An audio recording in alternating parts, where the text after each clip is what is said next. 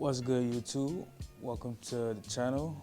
My name is Classic Hits, or you call me Jaja, either one, but the channel name is going to be Classic Hits. This is going to be the first YouTube video that I really kind of post to really start it off with. This is going to be a video about choosing the best credit card for you. And see how I said choosing the best credit card for you. So to get started, I want to talk about different types of credit cards when trying to find the perfect card for you. There's different types. So we have like cashback, we have rewards, we have secure cards, and we have travel cards. Start off with like reward cards. Those are typically cards that give you an incentive to for buying or purchasing things with those with that card. It'll probably give you like points, maybe miles if you use miles, certain mile points, stuff like that. Maybe give you a little incentive to turn your points into cash, or maybe it gives you like every $10 or whatever, so you get this bonus point. You know, usually reward cards out for that. Another type of card would be a cashback card, which is low-key similar in a way, but what they're mostly for is like to get $1 back out of a purchase. Like with those type of cards, it's really morely geared towards getting cash back, more or less, not really points or nothing. There's no incentive you can get it off of, if you know what I'm saying. So let's say you go to the store and you spend $100 on, I don't know, some item, right? You get $1 back on that because it's like a 1% cash back, or even though that's not probably what you want to go for, but you know, typically those are the type of cards you're gonna get that if you're just more geared towards getting something out of it every time, then I think a cashback card is the way to go. I think the next type of card I want to talk about is the travel card. Just to give you like, it kind of basically self-explanatory. You got a travel card that, like, when you more or less, I won't say they're not gas cards, but like they give you incentives for going to like hotels and airplane trips, maybe even boat, like cruise ships.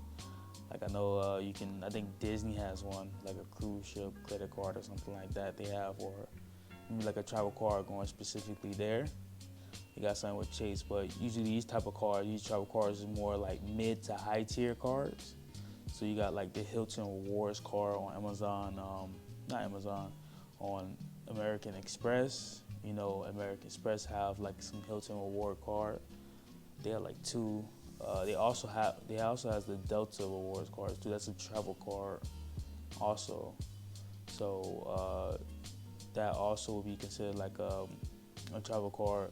Those are pretty much the cards that's going to give you like points for shopping at like a certain hotel, maybe going on a certain plane trip, you know, stuff like that. It's real basic, simple. When it comes to travel cards, you know, you just use it to go here and go there. Want to go, if you're a person who like to go to Georgia a lot, or you would like to go travel on a plane, or even probably just traveling on a nice luxury cruise, then probably the platinum silver card for American Express is good. I heard the Capital Venture X card is good also. So the Capital One Venture X card, you can go for those. These are just good travel cards, high-end cards though.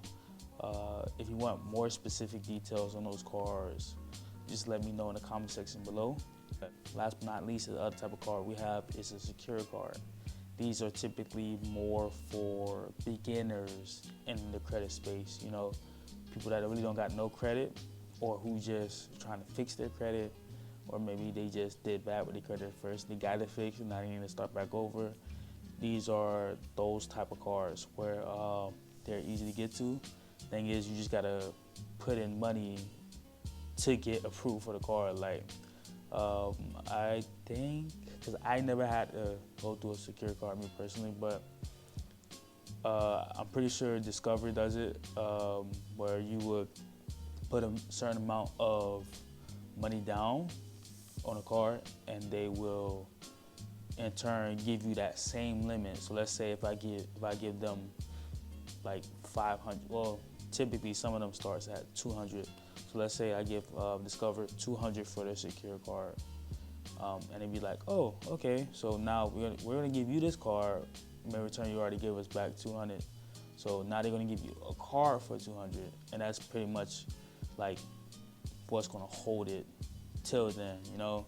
So that's gonna be on your card, and that's how you're able to get approved very easily with those type of cards. Your limit is typically what you put it in. So don't really want to say this, but I mean, you do need to look at the APR. It does matter, but typically it's not supposed to. Because with credit cards, you want to always pay it off. You don't want to pay no interest with a credit card. That credit card interests are ridiculously high. I want to say around like 28%, 30% in some cases. The cheapest I ever seen, like the lowest I ever seen was like probably like 15, 11. And I think that was actually with Navy, if I'm not mistaken, Navy Federal Credit Union. So typically, you want to kind of don't want to hold that balance, because typically you're supposed to be paying off that balance before. You don't want it to even get on a statement date. So you want to just wipe it clean, you feel me? Just wipe it clean. You don't want to have no balance or nothing, because that's why they're going to add that interest on. You don't never want to carry a balance. So I don't want to say look at the interest rate, but just don't carry a balance. So when it comes to looking for a credit card, that's how I typically say to look for one. Don't really care about the balance. Don't care about the interest rate, the APR, because you want to be paying that off every month. You see how your spending habits is, because if you don't have a bank, or if you do have a bank, most of these banks you're with, they'll kind of show you what your spending habit is, more or less. Let's say you probably go to restaurants or a lot, or you probably don't really do not much. You probably just like stay at home. You don't really buy nothing too much, or maybe you like to go do activities. You want to like more or less get specific things towards the activities and things you like to do, or the things you spend money on.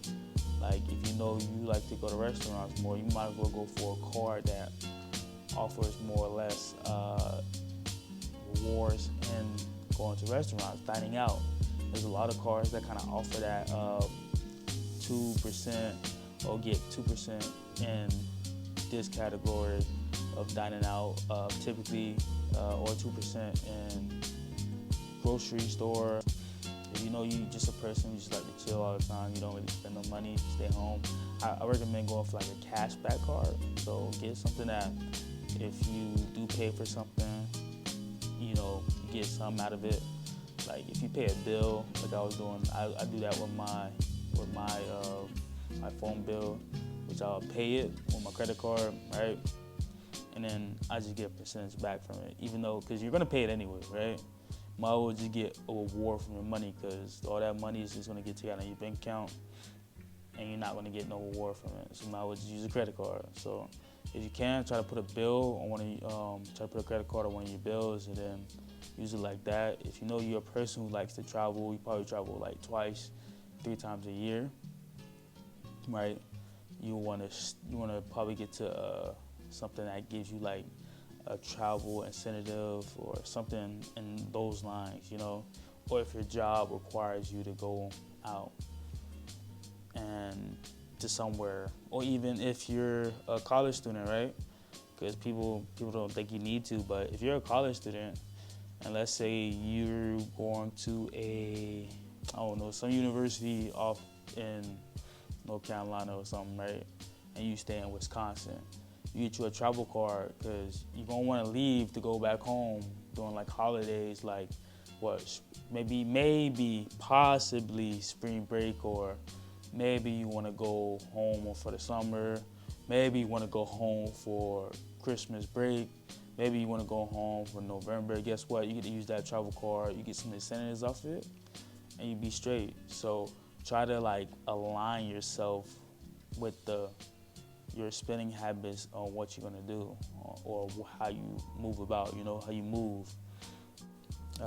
Also, I just want to like let you guys know, don't just when looking for these credit cards, just don't apply for all these credit cards at one. Like, don't apply for this credit card one day and then apply for next card next day, because you don't want them to look at the other bank. Because credit card companies or any bank institution do not like it when you applying for multiple credit lines within a certain time period. So you have to really be careful and really do your research on these cards so you know which one might be the best for you, and looking for the best credit card for you. So just make sure you do your research before, and then go ahead and go apply for that credit card. Because once you apply for this one credit card and you see this other credit card that might align with something else you might use, then they're not going to approve you. They're going to deny you. They don't like it when you shop around. They want you to have that one inquiry, just one inquiry, because you get something called a hard inquiry on your credit score, on your credit profile. So just be mindful of that. Like, it don't look good. It make you look credit thirsty. You don't want to take out Keisha and take one day and take out Ariel the next, and then Ariel seeing that you took out Keisha last night. She's not gonna want to come out with you. So just be careful with that. I honestly show you some tips and tricks, some sauce right there on how to get multiple credit cards within a day. So stay tuned for that on this channel, because I can post some sauce on getting multiple credit cards at once. But that's some advanced sauce in the future. Please let me know if y'all wanna learn that type of sauce, that type of hack to getting multiple credit cards in one day. But typically, you kind of don't want to like spread yourself out with those credit card days. You want to at least apply for a credit card, right? Wait 2-3 months. Well, actually, really wait 3 months and then apply for a next credit card if you're doing it one. But like I said, I can show you how to get multiple credit cards.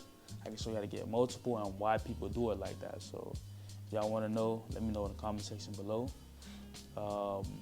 Also, when it comes down to looking for the best credit cards, you gotta know like kind of what's in your range too. So know your profile, right? Because I didn't state this earlier, but you gotta know your profile. Like, if you know you got a 700, you can possibly get almost any credit card you want, depending on your profile. If you got a 700 credit score, then you probably in there with most cards. You might get like a good gold card from Amex. You might get a Chase Sapphire Reserve.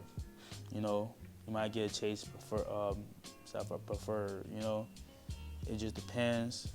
Me personally, I recommend you guys, if you're new to credit, don't start going for those high mid tier cards. Start off low with the low tier cards, then work your way up, and then possibly see and go there. If y'all want to get explained on what high and low tier mid cards, leave me a comment in the comment section below too. I know I've been saying that a lot, but it's just all these things low key require a video itself when you gotta explain like which is which. So, but just know, like, if you're in the 670s, 670s, credit score range, 650s, I recommend like mid to low tier cards. If you're low tier, like 600s, 500, I don't recommend nothing. I recommend you get your credit score up. So don't even try it. Get your credit score up before you even apply for a credit card. Like, what are you doing with a 500 credit score, 580 credit score? You gotta get that thing up, man. It's 2023. Well, it's 2024 actually. Yeah. So let me know if y'all want that video. So when you researching these cards, you want to see the rate at which you go, how likely you be approved for this credit score and such like that. There's a website. It's called creditboards.com. Put y'all on right now. Called creditboards.com. It's typically like what people get there, and they post about like what credit card they got approved for, and like what credit card it was and what was their credit score, how was their profile looking, and yada yada, stuff like that. So you want to just make sure you just kind of angle that a different way. But I think this is going to be the end of the video. Thank you guys for watching. I think I explained enough when it comes to searching for the best credit card for you, and like kind of breaking it down to what you need to know about each credit cards and what categories they in. But we're gonna get out of here. Y'all stay safe.